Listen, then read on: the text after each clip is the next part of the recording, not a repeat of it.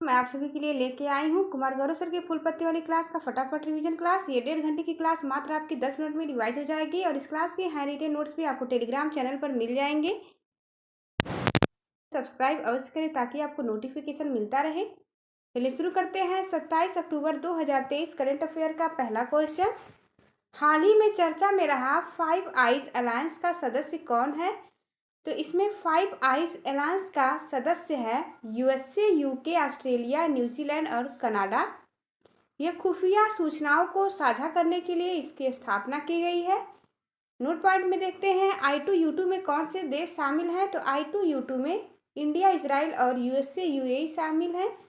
Quad देशों में India, Japan, USA और ऑस्ट्रेलिया शामिल है। G7 में आप ट्रिक की सहायता से याद रख सकते हैं। GF जूस की सहायता से 7 देशों के नाम याद रख सकते हैं। G7 में भारत देश शामिल नहीं है। एससीओ का नवीनतम मेंबर ईरान बना है। 2023 में इसकी अध्यक्षता भारत ने किया। एनडीबी यानी नेशनल डेवलपमेंट बैंक का नया सदस्य इजिप्ट या मिस्र बना है। G21 में शामिल हुआ है अफ्रीकन यूनियन। 2023 में भारत G20 का अध्यक्ष रहा। 2024 में G21 की अध्यक्षता ब्राजील के द्वारा किया जाएगा। दूसरा क्वेश्चन देखते हैं। 19वें एशियाई खेलों में भारत ने किस खेल में 41 वर्ष के बाद स्वर्ण पदक जीता है? मोस्ट इंपॉर्टेंट क्वेश्चन है एग्जाम के लिए। 41 वर्ष के बाद एशियाई खेलों में भारत ने घुड़सवारी में गोल्ड जीता है। एशियन गेम्स स्टार्ट हुआ था 1951 में। दिल्ली में पहली बार यह आयोजित हुआ था। 18वें क्रम का जकार्ता में हुआ और 19वें क्रम का होंजू चीन में हो रहा है। इसके ध्वजवाहक हरमनप्रीत और लवलीना थे। भारत के द्वारा कुल 3 गोल्ड मेडल जीते गए हैं। पहला शूटिंग में, दूसरा महिला क्रिकेट और तीसरा घुड़सवारी में। शूटिंग में 10 मीटर एयर राइफल में दिव्यांश, रुद्रांश और ऐश्वर्य ने गोल्ड जीता है। महिला क्रिकेट में श्रीलंका को हरा करके महिला क्रिकेट टीम ने गोल्ड मेडल जीता है। तीसरा गोल्ड 41 वर्ष बाद घुड़सवारी में जीता गया है। 4 खिलाड़ी इसमें शामिल थे, अनुज, हृदय, दिव्य कीर्ति और सुदीप्ति। 1982 में घुड़सवारी में 3 गोल्ड जीता गया था भारत के द्वारा। चौथी बार यह गोल्ड जीता गया है 2023 में घुड़सवारी में 41 वर्ष के बाद। भारत होस्ट था 1951 में और 1982 में, याद रखेंगे। टोक्यो ओलंपिक में भारत ने कितने पदक जीते थे? तो टोक्यो ओलंपिक में भारत ने कुल 7 पदक जीते थे। 1 गोल्ड, 2 सिल्वर और 4 ब्रॉन्ज मेडल। भारत का रैंक पूरे विश्व में 48वां था। 37वां राष्ट्रीय खेल गोवा में आयोजित हुआ। 36वां हुआ था गुजरात में। कॉमनवेल्थ गेम्स 2022 में भारत का चौथा रैंक था। यह बर्मिंघम में इसका आयोजन हुआ था। भारत ने कुल 61 पदक में 22 गोल्ड जीते थे। हॉकी वर्ल्ड कप उड़ीसा में आयोजित हुआ, जिसे जीता है जर्मनी और हारा है बेल्जियम। तीसरा क्वेश्चन। हाल ही में भारत, इंडोनेशिया, ऑस्ट्रेलिया के बीच हुए पहले त्रिपक्षीय समुद्री अभ्यास में किस भारतीय जहाज ने भाग लिया है? तो भारत की तरफ से भारत, इंडोनेशिया और ऑस्ट्रेलिया के त्रिपक्षीय इस अभ्यास में INS सह्याद्री ने भाग लिया है। यह पहली बार आयोजित हुआ है। समुद्री अभ्यास है, याद रखेंगे। इंडिया, फ्रांस और UAE के बीच पहली बार ओमान की खाड़ी में आयोजित हुआ था अभ्यास, जिसमें भारत की तरफ से INS तर्कस ने भाग लिया था। INS विक्रांत 2 सितंबर 2022 को कोची में लॉन्च किया गया था। यह पहला स्वदेशी विमान वाहक पोत है। INS अर्नाला यह चेन्नई से लॉन्च हुआ था। पनडुब्बी रोधी जहाज है। प्रोजेक्ट 17A के तहत 7वां जहाज INS महेंद्रगिरी और 6वां जहाज INS विंध्यगिरी है। समुद्र शक्ति गरुड़ शक्ति यह इंडोनेशिया और भारत के बीच होने वाला अभ्यास है। मालाबार युद्ध अभ्यास क्वाड देशों के बीच होता है, जिसका होस्ट ऑस्ट्रेलिया इस बार होगा। आसियान की बैठक जकार्ता, इंडोनेशिया में आयोजित हुई थी। चौथा क्वेश्चन देखते हैं। प्रतिवर्ष विश्व पर्यटन दिवस कब मनाया जाता है? तो प्रतिवर्ष विश्व पर्यटन दिवस 27 सितंबर को मनाया जाता है। इसकी शुरुआत 1980 से हुई थी। कब मनाया जाता है? तो 27 सितंबर को। थीम इसकी टूरिज्म एंड ग्रीन इन्वेस्टमेंट है, यानी कि पर्यावरण को ध्यान में रखकर पर्यटन का विकास करना 2023 की थीम है। UNWTO इसका पूरा नाम है UN वर्ल्ड टूरिज्म ऑर्गेनाइजेशन, जिसका हेडक्वार्टर मैड्रिड स्पेन में है।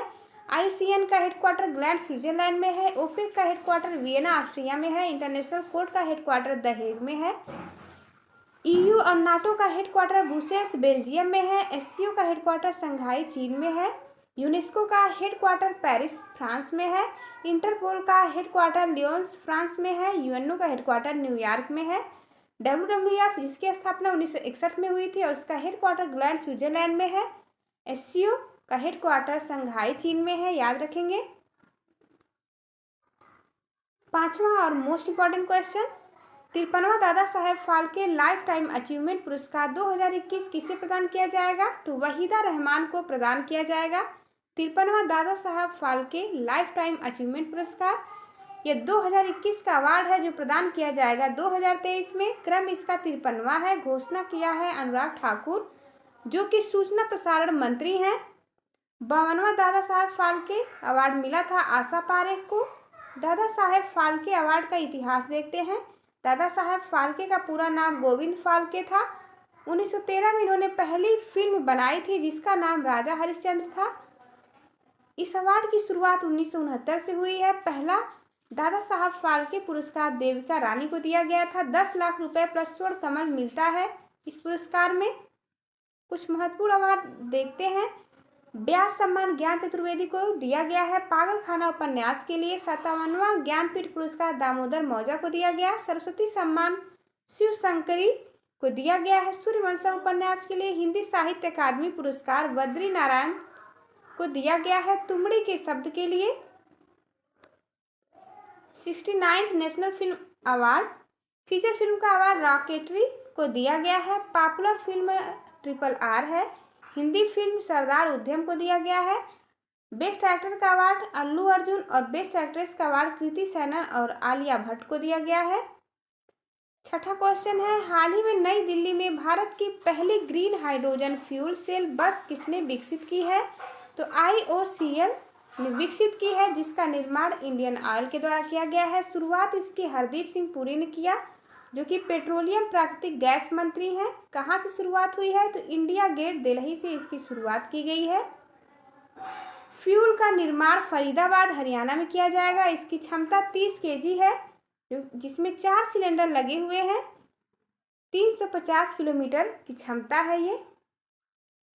क्यों किया गया है? तो 2070 तक नेट जीरो कार्बन इमिशन को प्राप्त करने का लक्ष्य करने के लिए इसे किया गया है। क्लीन एनर्जी को बढ़ावा दिया जाएगा और वेस्ट में पानी निकलेगा, इसमें कार्बन का इमिशन नहीं होगा, इसलिए यह क्लीन एनर्जी को बढ़ावा देगा। 13वीं महारत्न कंपनी है ऑयल इंडिया लिमिटेड। 12वीं महारत्न कंपनी REC है। नवरत्न कंपनी का दर्जा हाल ही में RCF यानी राष्ट्रीय केमिकल एंड फर्टिलाइजर को मिला है। इसी ने हाल ही में यूरिया गोल्ड का निर्माण किया। 7वां क्वेश्चन है, हाल ही में प्रारंभ चैटन जल विद्युत संयंत्र परियोजना का संबंध किससे है? तो इसका संबंध सिक्किम से है, याद रखेंगे। क्षमता इसकी 3 मेगावाट है। CM है सिक्किम के प्रेम सिंह तवांग। टाइप है ये रन ऑफ द रिवर यानी नदी के पानी को रोक करके इसे बनाया गया है। नदी है चांग्यायु नदी, इसकी ऊंचाई 8000 फीट है। जिला है मंगन जिला, याद रखेंगे। सिक्किम को भारत का पूर्ण राज्य का दर्जा 36वें संविधान संशोधन के द्वारा प्रदान किया गया था। कब प्रदान किया गया? तो यह भारत में इसे मिलाया गया 1975 में। सिक्किम में विधानसभा की सीटों की संख्या 32 है। सभी राज्यों में मिनिमम है।